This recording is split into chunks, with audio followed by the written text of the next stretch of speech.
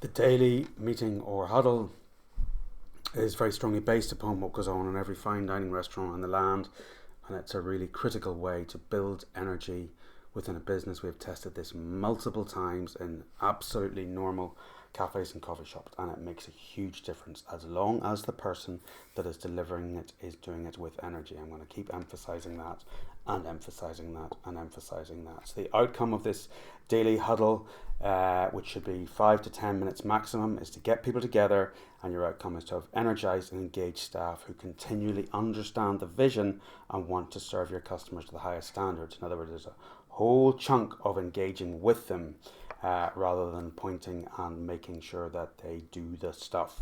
You want to stand always in these meetings. You do not want people sitting at these meetings. It must have energy.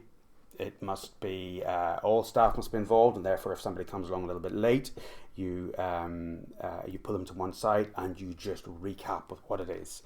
You don't do any blame during these meetings. If there has been an issue and somebody needs to be talked to, that is dealt with privately, but you praise in public. So if something good has happened previously, you praise in public. As I say, 5 to 10 minutes maximum, and this critical piece is that you seek to leave on a high. So energy and seeking to leave on a high are absolutely critical. So what do you cover? Well, you cover what happened yesterday, what went well, how can we do more of that? And you're taking notes for some of this. You praise specific people involved. What went wrong? How can we resolve that? Or how did we resolve it, so that there may need to be more follow-up from that, and how can you ensure that it doesn't happen again? And that always means process and training, and then some sort of accountability as towards who will implement. You also want to find out maybe what is new today. Have you specials on? What differences do you have? Does anyone have any member of the team have a specific problem, time constraint, have to leave at a certain time, go and pick up kids from school, go and see their ill grandmother, whatever. You're trying to make sure that this is a two-way piece of communication. What problems might we face? Weather, roadworks, staff members down, late deliveries, low stock, all of these things, no stock, broken equipment. Run through anything that might go wrong. The whole principle behind this, again, as with all of these, is that no problems must be presented without some form of solutions. Problems could be more than this.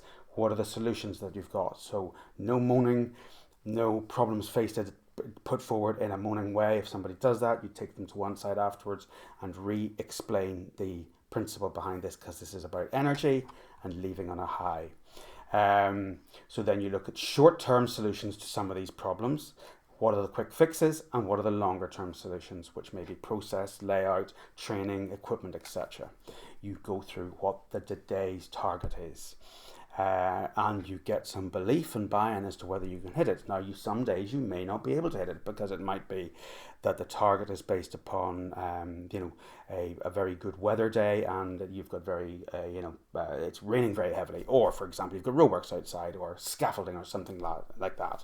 But you're also trying to work out, if not, why not, and then rejigging that. But you must finish on a positive high. You must be, even if things are looking difficult, you want to do what we refer to as clap management. In other words, clap, hang hands, and going, right, okay, we're going to give it our best shot. We're going to get out there with energy and do our jobs really well. So this meeting done properly can break records, and I've seen it time and time again.